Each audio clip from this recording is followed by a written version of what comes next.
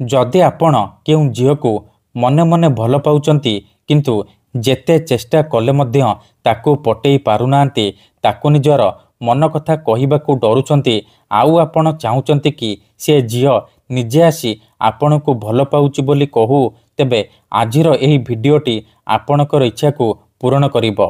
कारण आजिर एही भिडियोटी रे मु आपणक पई नेई आसीची एमिति एक महाशक्तिशाली नारी मोहिनी वशीकरण जंत्र।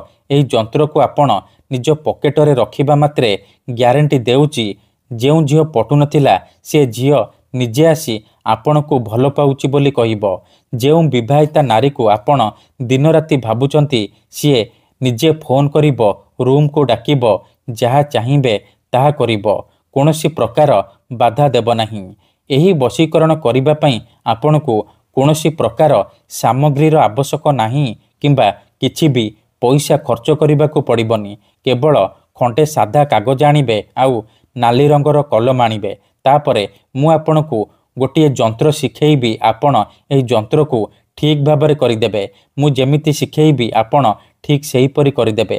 तापरे एही जंत्र को निज पॉकेट रे किंबा मनी पर्स रखिदेबे। तापरे देखिबे जेउ झील बा नारी पई एही वशीकरण करिथिबे से किपरि आपणक प्रेम रे दीवानी हेजिबो, आपणक आडको आकर्षित हेबाकू लागिबो। मन रखंतु एही वशीकरण को आपण शुक्रवार दिन करिबे। दिन 3टारू संध्या 6टा मध्य करिबे। खंडे सादा कागज आनिबे, नाली रंगर कलम आनिबे। कागजरे आपण किछि नंबर लिखिबे 7, 8, 6 एही नंबर लिखि सारिबा परे ता तळे आपण 4टी घर करिबे। प्रथम घरे लिखिबे 11, ता पाखरे लिखिबे 30, ता पाखरे लिखिबे 55 आउ ता पाखरे लिखिबे 77 एही परि लिखिबे। ध्यान सहित देखंतु। तापरे जेउ झील बा नारी को आपण बसरे करिबाकू चाहुचंती तार नाम लिखिबे, ता पाखरे प्लस चिन्ह करिबे आउ ता पाखरे निजर नाम लिखिबे। नाम लिखि सारिबा परे कागज को 2 हाथ रे धरिबे आउ एही मंत्र को 7 थर पढ़िबे। ये हेउची मुस्लिम वशीकरण मंत्र सुलेमान जमिया, सुलेमान जमिया। एहीपरि आपण 7 थर कहिबे। 7 थर कहि सारिबा परे कागजरे गोटिए थर फुंकी देबे।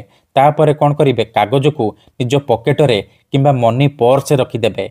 ग्यारंटी देउची जे पर्यंत आपणक पॉकेट रे ए कागज थिबो से झील हेउ बा विवाहिता नारी आपणक बसरे रहिबो, जहा चाहिबे ताहा करिबो। धन्यवाद।